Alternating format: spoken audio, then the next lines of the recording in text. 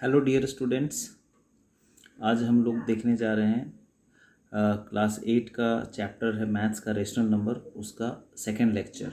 Right. तो अगर आपने फर्स्ट लेक्चर नहीं देखा है, आपसे मिस हो गया है, तो आप पहले वो देख लें, उसके बाद इस पे आए। राइट। तो आज हम लोग देखने जा रहे हैं properties of rational numbers. Right. So first property इसकी क्या बोलती है कि if p by q is a rational number and m is a non zero integer, और m क्या है हमारा? नॉन जीरो इंटीजर है, non zero integer m, then p by q equals to p by q, और multiply कर देंगे हम numerator denominator दोनों को m से। अंडरस्टूड? यानी p by q equals to p into m upon q into M.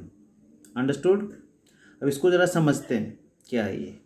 Suppose आपके पास एक रेशनल नंबर है -2/3। ठीक है, तो इसको आप एक नॉन जीरो इंटीजर, ठीक है, जैसे कि 2, एक इंटीजर है। Right.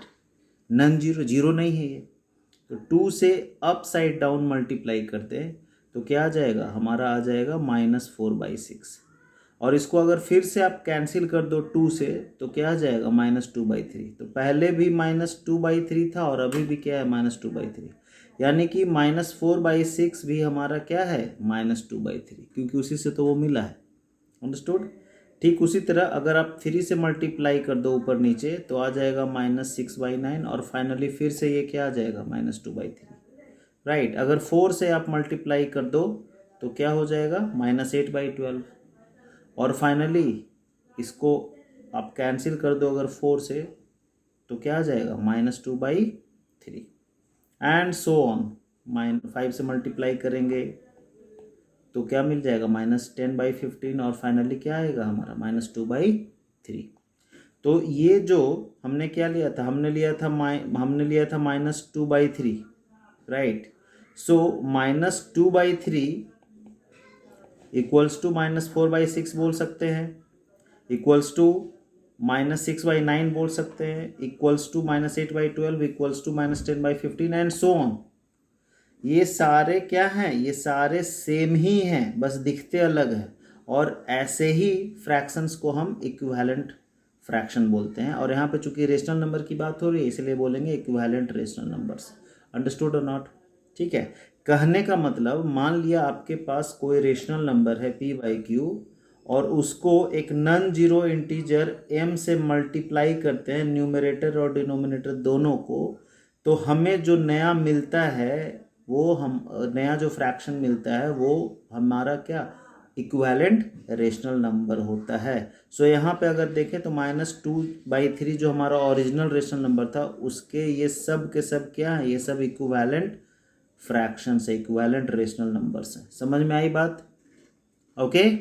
Second property, if p/q is a rational number and m is a common divisor of p and q, then, और m क्या है? m ऐसा नंबर है जो p को भी डिवाइड कर सकता है और q को भी डिवाइड कर सकता है। अगर ऐसा है तो क्या होगा? p/q दिख रहा है आपको? p/q equals to p divided by m upon q divided by m। समझ में आई बात? इसको एग्जाम्पल से समझते हैं। जैसे आपके पास है, मान लो क्या है? -56/63, तो इसको आप अगर 7 से डिवाइड कर देते हो, 56 को और 63 को भी 7 से डिवाइड करते हो, यानी न्यूमरेटर डिनोमिनेटर दोनों को 7 से डिवाइड करते हो। ठीक है, तो हमें क्या मिलता है? -8/9। राइट। समझ में आई बात? सो यहाँ भी ये जो -56/63 है और ये जो -8/9 है, दे आर इक्विवेलेंट। क्यों? कैसे इक्विवेलेंट है? तो इसको अगर -8/9 को फिर से आप 7 से मल्टीप्लाई कर दो अपसाइड डाउन, तो हमारा क्या मिल जाएगा? -56/63।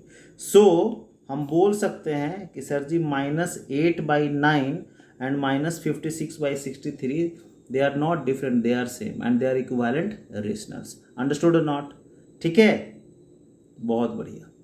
अब अगले टॉपिक की ओर बढ़ते हैं। अगला टॉपिक है हमारा standard form of rational number. Rational number को हम स्टैंडर्ड फॉर्म में कैसे लिखते हैं? रेशनल नंबर्स को हम लोग स्टैंडर्ड फॉर्म में कैसे लिख सकते हैं, राइट? तो स्टैंडर्ड फॉर्म में क्या होता है, ठीक है, कि मान लो आपका P बाई क्यू एक स्टैंडर्ड फॉर्म में रेशनल नंबर लिखा हुआ है। तो ये कब हम बोलेंगे कि स्टैंडर्ड फॉर्म में लिखा हुआ है? जब P और Q का मस्ट नॉट, क्या लिखा, must not have any common divisor other than 1, यानी कि उसका एक भी डिवाइजर कॉमन नहीं होना चाहिए 1 को छोड़ के। भैया 1 से तो होगा ही होगा, क्योंकि 1 से तो दुनिया का हर नंबर डिवाइड हो जाता है। समझ में आ रही बात? सो 1 को छोड़ के कोई भी कॉमन डिवाइजर नहीं होना चाहिए P और Q का। और अगर आप उसे P बाई क्यू के फॉर्म में लिखते हैं इस सो दैट P और Q का कोई भी कॉमन डिवाइजर नहीं हो 1 को छोड़ के, तो इसी फॉर्म को हम लोग बोलते हैं स्टैंडर्ड फॉर्म। अंडरस्टूड और नॉट? कुछ एग्जाम्पल से समझते हैं, तभी फट से समझ में आता है ना। जैसे बोल रहा है कि express in standard forms, right? Sorry. तो ए में है -20/25, इसको स्टैंडर्ड फॉर्म में लिखना है। तो क्या करेंगे?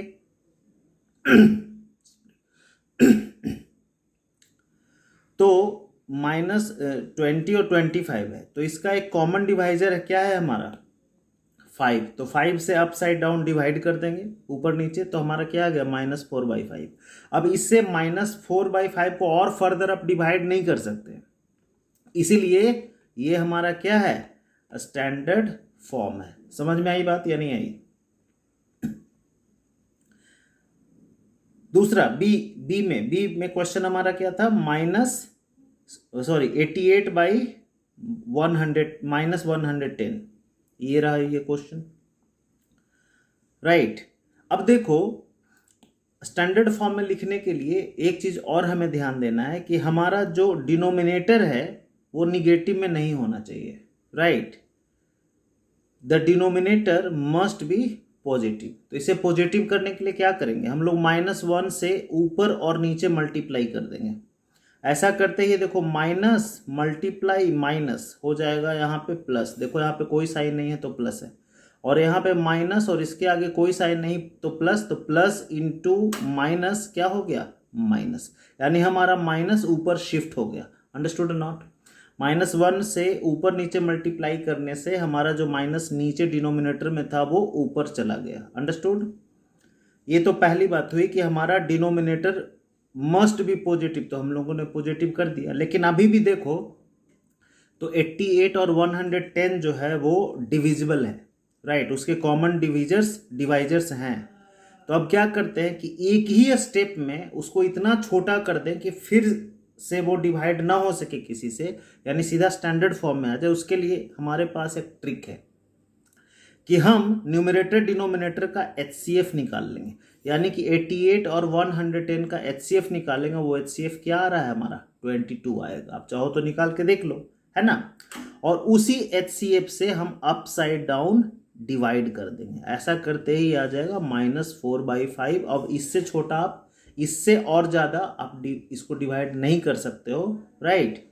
तो यही हमारा क्या हो गया? Standard form. यानी स्टैंडर्ड फॉर्म में माइनस नीचे नहीं होना चाहिए डिनोमिनेटर में। तो देखो ये हमारा यहाँ पे कोई भी साइन नहीं, यानी कि पॉजिटिव है। ऊपर होगा नो प्रॉब्लम, नीचे नहीं होना चाहिए, पहली बात।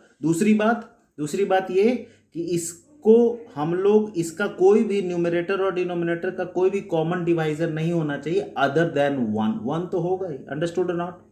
तो इसे बोलेंगे कि भैया ये हमारा क्या है? स्टैंडर्ड फॉर्म है। यही हमारा क्या हो गया? Standard form. Understood? Next question की तरफ बढ़ते हैं। नेक्स्ट क्वेश्चन है हमारा -18/-54। अब देखो यहाँ पे दोनों निगेटिव है, ठीक है? कोई निगेटिव हो लेकिन डिनोमिनेटर हमारा निगेटिव नहीं होना चाहिए। तो यहाँ पे देखो माइनस और माइनस क्या हो गया? कैंसिल हो गया, राइट? दोनों पॉजिटिव हो गया। अब हो गया 18/54। बट अभी ध्यान से देखो तो 18 और 54 के कॉमन डिवाइज़र हैं, राइट। ये 2 से डिवाइड हो जाएगा, ये 3 से डिवाइड हो जाएगा, ये 6 से डिवाइड हो जाएगा, ये 9 से डिवाइड हो जाएगा, है ना। तो अभी किससे हमको डिवाइड करना, तो एक ही स्टेप में ये स्टैंडर्ड फॉर्म में आ जाए, इसलिए हम क्या करते हैं, सीधा HCF निकाल लेते हैं इसका। तो इसका HCF आता है 18, तो 18 से सीधा ऊपर और नीचे डिवाइड कर देंगे, एक ही स्टेप में। क्या आ गया हमारा आंसर, 1/3। यही है हमारा standard form. Did you understand? बहुत बढ़िया। नेक्स्ट डी नंबर में क्या है क्वेश्चन हमारा, डी नंबर में क्वेश्चन है 22/64। तो अभी भी दोनों पॉजिटिव है, कोई टेंशन नहीं है, साइन का कोई टेंशन नहीं है। तो हम क्या करेंगे, इसका सीधा HCF निकाल लेंगे। HCF आ गया 8, अब 8 से डिवाइड कर देंगे, सीधा आ गया 3/8। अब इससे ज़्यादा इसको डिवाइड नहीं किया जा सकता है, ठीक है। तो यही हो गया हमारा standard form, right. Third property पे आता है। थर्ड प्रॉपर्टी क्या कहती है, भैया सब मान लो कि P/Q एंड M/N ये क्या है, दो रेशनल नंबर्स हैं और दोनों इक्विवेलेंट हैं, इक्विवेलेंट हैं दोनों, अंडरस्टूड। उस कंडीशन में हम क्या बोल सकते हैं कि P/Q इक्वल्स टू M/N, और फिर इसको क्रॉस मल्टीप्लाई करेंगे तो क्या हो जाएगा, Pn equals to QM, right. यानी कि P into N equals to Q into M, और ये इक्वल होंगे। देखो यहाँ पे इक्वल का साइन है, अंडरस्टूड और नॉट, ठीक है। एक एग्जांपल से समझते हैं, पहले हम इसे देखते हैं। तो देखो यहाँ पे ये क्या है, 3/4 इक्वल्स टू 6/8। ये इक्विवेलेंट फ्रैक्शन है। क्यों इक्विवेलेंट है, क्योंकि इसको अगर 2 से 3/4 को ऊपर नीचे 2 से आप मल्टीप्लाई करेंगे तो 6/8 आ जाएगा, ठीक है, यानी कि इक्विवेलेंट है।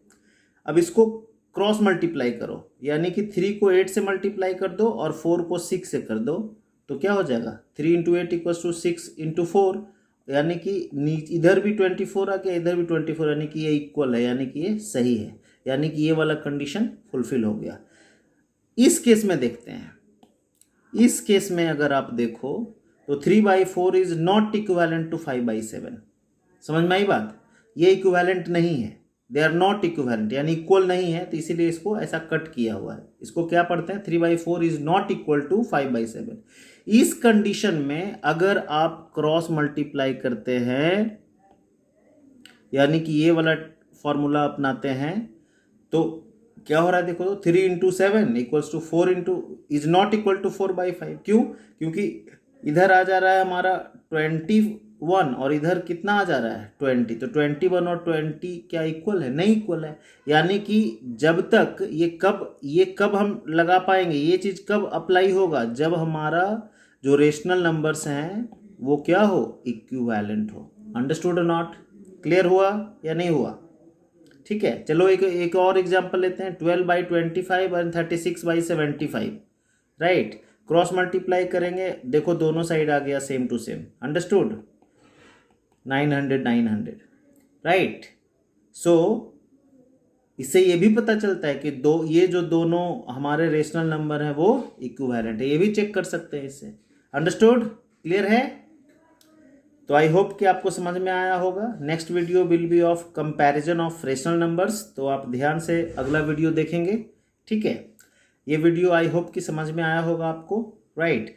और अगर कोई आपको दिक्कत है तो आप कमेंट कीजिए, I will definitely reply you back, okay.